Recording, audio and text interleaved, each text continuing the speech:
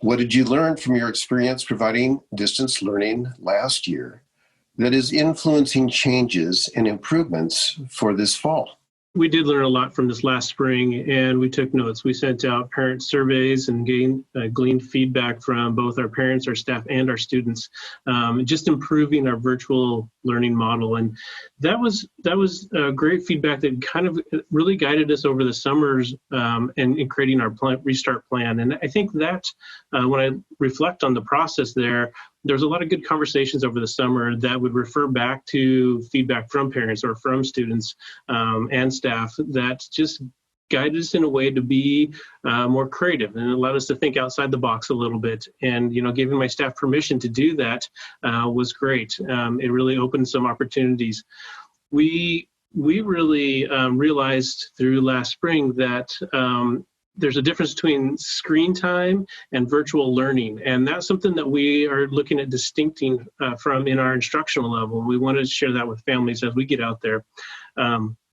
One of the other things we looked at was we tried to run a regular, normal schedule in the virtual world and quickly realized that isn't successful. That is a challenge for families, it's a challenge for staff, and anybody who's connected to it. So we had made some huge adjustments, and in our secondary model, we really honed in on being just solid with one option. And really we took the stance of, instead of being a mile wide, we wanted to go a mile deep with our learning. And one of those key pieces was taking our blocks and shorten them, making them more intense and more focused. So we created a schedule that has a 2-week window where they're giving intense instruction in one academic area, and then they rotate to the next academic area after that section is done. So it's more intense blocks, but they're shorter, and we're still able to keep moving through the system and the classes for kids. In addition, we also wanted to create support systems with interventions and some social emotional connections for kids. We found that the social emotional connections for kids was something that we really wanted to boost up a little bit more, just making those connections with kids and really supporting their emotional wherewithal and well-being. And just there's an absence right now of them being able to socialize and connect with each other. And so we wanted to integrate that into what we're doing. So just really focused on that. At the elementary level, we knew that our screen time was a concern, and we wanted to be mindful of that process. And so really we're setting up now for our elementary classes to have kind of a class meeting, which is intended to connect with that social emotional component and create that experience where their classmates are able to see each other and engage with their teacher. And then we create a learning opportunity followed by support systems with small groups or RTI, which would be intervention type stuff for kids. Having the day much more condensed as far as time on the screen, but yet having more opportunities for families and students to access their teachers through office hours or open time blocks in their schedule in their day, where families could email a teacher and connect with them and get support for their child. So definitely an adjustment. By no means is it going to be perfect starting out, but we'll continue to adjust that model. When you consider what we learned from last year and what changes that we are including in this year's program, I want to back up and start and talk about what I think was successful first. I really see that there were 2 districts in the entire state that started within 3 days of school closures in March. And we were one of them. And so my hat is off to the educators of Friday Harbor. They really dug down deep, and within 3 days had put together a program using a learning management system that we already had in place, but not everybody used effectively at the time. And created opportunities for students that other districts weren't able to do. And they weren't able to do it because for a variety of reasons, but a lot of them started even a month later. We started right away. I also want to say that this has a lot to do with companies like Rock Island, who generously made sure that every student and family had connectivity. And when we had issues with connectivity, they got out there and they solved problems for free. And it says something also about the voters of this island who overwhelmingly supported the last capital and tech levy so that we could get a laptop or Chromebook into the hands of every student on this island that attends a public school. So we had the framework set to get started. What we learned is, I mentioned a red herring because I always want to make sure that we focus on what's the most important. What's important right now, and what was most important was creating a sense of engagement and giving opportunities for academic growth for all students K-12, and sometimes tech issues, or just an inability of a teacher to understand the tech created some inconsistencies. And what we heard in surveys from families in early June was that it was the consistency that was the issue. And what I mean by consistency was access to the learning management system. The learning management system that we use is Google Classroom. We have other software that we include as well. And not to go into all of them, but we use Screencastify, for example, which actually videos a lesson that can be uploaded into Google Classroom. But for example, I'll say that we use Zoom to have a class setting. But we found that there's about 6 or 7 different ways to get to Zoom. And teachers were doing it differently. And a family that would have a child in a middle school and in a high school and in an elementary, they would get confused because it was always done differently. Or if you go into Google Classroom, you can put assignments in one tab or you can put it into the stream, and it caused confusion. And there was no fault of teachers. We had jumped into this so quickly that we didn't have an opportunity to discuss it. So what we've been doing over the summer, and we're going to do it even more specifically next week in our last little bit of training, is create consistent models for everyone. So that when someone dives into our learning management system, there is a definite pathway. That's what we're working on K-12. The other thing that we saw is that Zoom is a beautiful thing, but how much screen time do we want to have? And we're trying to determine the limits of Zoom. And let's take secondary, for example. A secondary teacher, they may Zoom in the morning, and they have the afternoon, the students are still doing school work. They just may not be in contact with the teacher. They can go back into the office hours and have intervention with the teacher. But often some of the work means more Zoom. So we had to determine how much Zoom we're going to do for each grade level, and we're still working that out. And I also think that one of the things beyond just the Zoom is determining what we've been working on, what works. We found out what didn't work, and we have moved those away from the lessons, and we're trying to find not just new things, but what we did do, can we do it better? And what's going to be better is that everybody has a better sense of how to use this tech than we did before. And that's going to improve the delivery and engagement in and of itself. And I'm a believer that this can't go to waste. Even when the pandemic comes to an end, even when we're back to in-person, there are too many lessons learned. We need to figure out how to incorporate this in meaningful and intentional ways moving forward. As we go forward and we reflect back on our experience in the spring and moving to the distance learning, I have to say how proud I am of our staff and how quickly we were able to do that. That was really thrust on us very quickly. We had a very quick turnaround. And a lot of that goes back to our experience with Google Classroom, and that we had that, and we had it in the district and we've been using it for a while. But knowing that, and knowing that we did this very quickly, and we had that flexibility at that time from the state to be a little bit looser in things, we really knew that we had to get some feedback from staff and parents to evaluate how we're going to go forward if we're going to do this long term, and we have the time to plan for this. So we sent out surveys. Using that information and input from our families and from our staff, we really have ramped up the expectations for this fall. What we heard was that we really need a set schedule. So everybody needs to know when they need to be on and when they will be finished for the day. The other thing is a single point of entry. Knowing that a lot of our families have multiple children in the system, we need one way to access Google Classroom, Google Meets, and that makes it easier for the parents. So we've done that.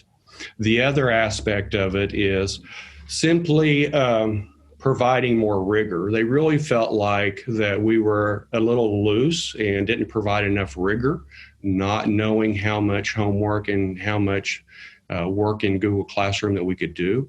And so we've ramped that up this year, really listening to our families, and we have that in place, ready to go. Some of the things that I think we learned at Paideia from doing the distant learning during the shutdown of COVID in the spring, we definitely had some students not as successful who need more hands-on, or even just a teacher sitting next to them to prompt them getting some work done. That was very difficult for kids, I would say, who maybe had ADD or ADHD to stay focused on a screen. And also considering your mute button, learning how to interact on a screen without making a lot of noise, and would be irritated if I muted them. So we had a lot of learning to happen over Zoom. That was definitely a hard thing for my kids who had some special needs. I found that just talking to them, you would lose interest quickly. So I used a lot more PowerPoints with pictures. Even if I was asking a question, students a lot of times may be distracted and not hear the question and then be lost quickly. And so I learned to have the PowerPoints with the question and then the answer come up, so that we were interacting more of hearing and seeing the instruction that was happening. Our school did a lot of packets. So the kids had a notebook Monday through Friday, and they knew what to pull out on Monday as we went through our school day on Zoom. We also felt like being on Zoom all day was too much screen time. So we had down times when they were to be doing work and then come back on Zoom. I found my best students struggled to get their work done in a timely manner at home. There's no incentive to turn their work in. So I came up with a challenge of every day at the end of a school day, they would pop on Zoom and show me their completed work, and they would kind of get a stamp for the day. I teach 5th and 6th graders. They love getting stamps and knowing they can earn a reward. So all of a sudden, my kids were getting all their work done. The parents were a lot happier without a lot of parent involvement. For, 5th and 6th graders can do it independently, but it required some more thought on how to challenge them to even want to get their work done at home. Definitely had one student where depression hit when they realized they couldn't come back to school and have any social interaction. So working with the family on how to help the student come out of that depression and be able to finish the school year strong was another challenge that we had. As I look into the fall, at this point, we plan on being in person, knowing that we could quickly turn to complete teleschool at any time. The teachers in our school have already come up with a plan to go to Zoom and what that will look like for our day. I think maybe I could have a little bit more Zoom time than I did. I tried to make it very minimal, and I think I will extend it some chunk in the morning and some chunk in the afternoon with downtime in the middle. So we're considering what were the students' needs, how do we best get their education done in a great manner. But we really did rely a lot on parents every week picking up their work to be done and then turning it in at the same time. So for teachers, a little bit harder. You're grading their work through the whole week in one day versus every day checking on their work. So I also would implement some way of being able to check either their math or things that need to be checked more on a daily basis than once a week. We were grading once a week. So if a student got off, they were very off for the whole week. So those are some of the things I would want to put in this year. Because we're so small, the idea of meeting in person still is more appealing than teleschool. But if we get a COVID in the school or the health department says it's time to shut down, we're prepared to do that right away. What equity plan do you have to specifically address the diverse needs of typically underserved, underperforming students, such as those in low-income families, Black and Brown students, and students with disabilities? They're definitely a priority on our list, and they were a category that each one of our teams really kind of identified and built in systems of support. We obviously, when we looked at our virtual schedule, we really built in the small group sessions to incorporate to your tier 2 kids who need academic support. And really, your tier 2 kids are the kids who are just on that cusp of being just below grade level or maybe just above grade level. And so focusing on support with them, they've got adults they would connect with on a regular basis, on a daily basis, that would support their academic learning in whatever skill deficit area they have. In addition to the small groups, we also have the even smaller groups in a sense. That's the one-offs where our classified folks would be working with 1 or 2 students in a particular skill area where they have a skill deficit. And what's nice is we want our classified folks to participate in the classroom so that there is a link and a connection from what the teacher's teaching to what the student would be working with that in that one-on-one session or one-on-2 session. The other piece that we continue to kind of support just with our kids is just that virtual outreach, and how do we connect with kids, whether it's a social emotional connection that we're trying to support. And some of our kids we've already identified as just needing that extra connection that allows them to be able to engage with another adult, with the intent it'll be around academics, but there's always conversations that come out of that interaction that we know will support our kids in their social emotional development as they get older and as they navigate this virtual learning world. When you ask about equity and how we plan to work with those who are underserved, or maybe those who have language issues because they speak and it's their second language. I honestly have to tell you that I felt like the move to remote exposed this issue even deeper than what we thought. And sometimes it's not a racial issue, or it's across the board. We have families that struggle. For example, I'll say one thing. For example, there are families like that have 3 or 4 children, and the broadband is not strong enough for them to make connections.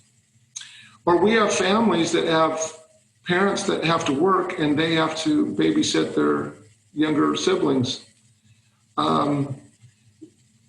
So reaching out is really a difficult process here. I truly believe we saw the issue more now than we ever did before. And for us, during this time and even beyond the pandemic, we have to be as focused and intentional about making connections with the entire community, all students. So how are we going to do that? Well, I think the first thing I want to talk about is the students with disabilities. Our special ed director, Becky Bell, put together a pretty impressive special education remote plan last year. And one of it was so good that she was asked to present it to the state just 1 week ago. They are modeling what she did. And maybe at another time, I'll try to be a little bit more specific about what she did. But we also know that creation wasn't the end. It wasn't enough. So this year we are bringing in highly impacted students to the campus if the parents are willing to do that. I'm going to work with them on site. We also are taking at least one day where we're going to bring on what we call English language learners onto campus.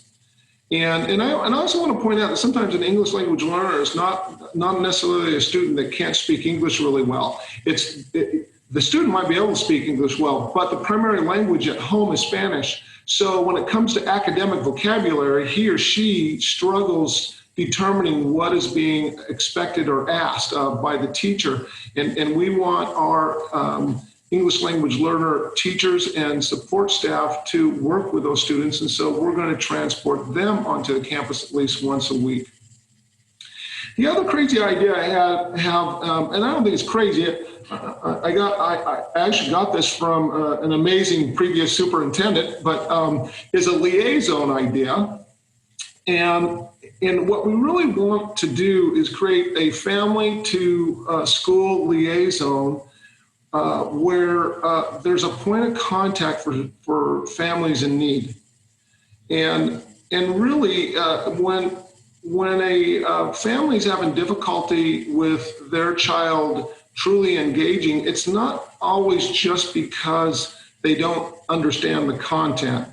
There could be a variety of reasons. It could be the lunch service, or it could be that their child needs to babysit during the time teleschooling is happening and teachers don't know that.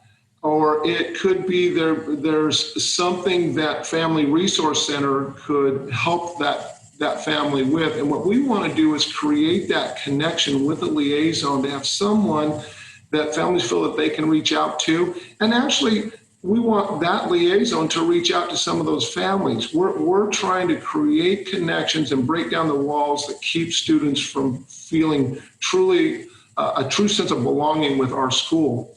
I also want to say that our school goal, based on the strategic plan that was developed last year, and we haven't had all the time in the world to fully create our action plans, but one of our goals in that strategic plan is to close the achievement gap. Those are not just words. If we're truly going to do that, we have to take action. And one of those actions is a liaison. We don't have the funding for that yet. We're still working on that. I believe we can and will get that funding. And I have some people in mind. And I think this liaison is a process that we need to utilize even beyond the pandemic, because the underserved need to feel like they're a part of our school because they're bright students. I will tell you one story I think is really interesting. If you know me, you know that I get along with students really well, and we enjoy just the conversation. So I sat down with a group of students that were underserved or people or of color just last year. And I asked some specific questions about why is it you think that you're not doing as well in this course or on this test as somebody else. And one girl, a Hispanic girl, looked at me. She's just a fun girl to be around. She just looked at me and she says, you know, it's because we don't know how to play the game. And I said, well, what do you mean by that? She says, well, the process is that we're first generation going through this. And our parents didn't go through this. And so they don't know how to help us and guide us. And your families have been in this system since the dawn of time. So then my question was, well, then how do I help that? So we began talking about, should we have some intervention classes that are in Spanish? Or how do we connect to families? And so I started asking students how to do that. COVID kind of stopped the process because those conversations ended because we went into isolation. But the message that came through to me that was loud and clear that kind of ties into this liaison idea is we need to create pathways for connection. because it's not a cognitive issue that causes students to grow at, that keeps that gap between white students and Hispanic students large. Because there's an intelligence there. It's the connection or the comfort that they feel to be a part of the system to some degree. And I think the liaison idea, our willingness to bring ELL onto the campus, our work in special education, along with our staff's dedication to this issue is really the key to making a difference now and in the future. And I will just say, simply put, I think that school district needs to be the leaders on closing an achievement gap and breaking down the walls of systemic racism. It's just, we're trying to create contributive citizens that are well-meaning and also understand what human decency is once they leave this campus. And we should be leaders in that, both in action and word. As we go forward and we start to really look at our distance learning plus model and looking at equity, how we go through that.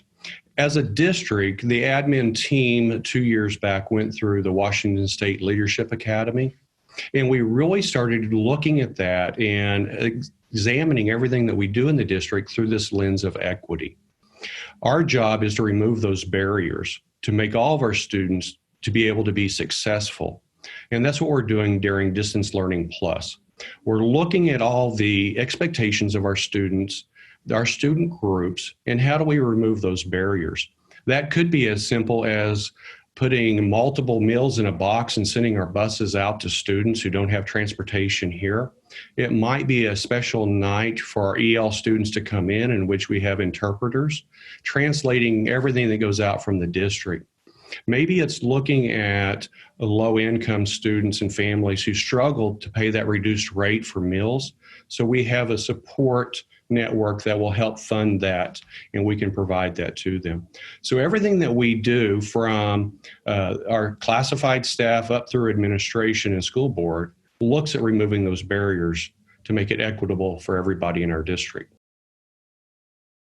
A student may have even an IEP from the public school, but we typically, because we're so small, can work with all students at whatever level they're at, whether they're advanced and need extra work or behind and need extra help just getting caught up.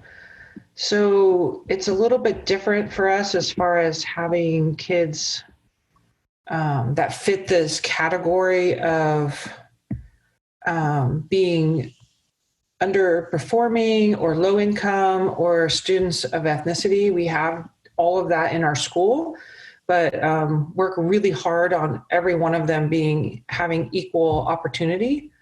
I would say my students that really struggle, in the spring, I set up extra time when I worked one-on-one with them over Zoom. So they had kind of a tutoring session outside of the classroom setting on Zoom. We had students who could not afford any type of device in the spring, and so we were able to provide either a computer or a tablet that enabled them to do Zoom with us and stay current with all their work. So at this point, we still have that availability for the fall. We have computers to check out and Kindle Fires that we use for reading and such that also can do Zoom. So for our students who are lower income, and we do have students at our school who are on scholarships, so we do make sure that they have what they need to be able to do long distance or teleschooling. And I think we did a pretty good job of that in the spring. And if they didn't have current internet, we worked with them on getting better internet. So I think that answers that question of how to have a plan to make sure all students are covered and able to have a good education.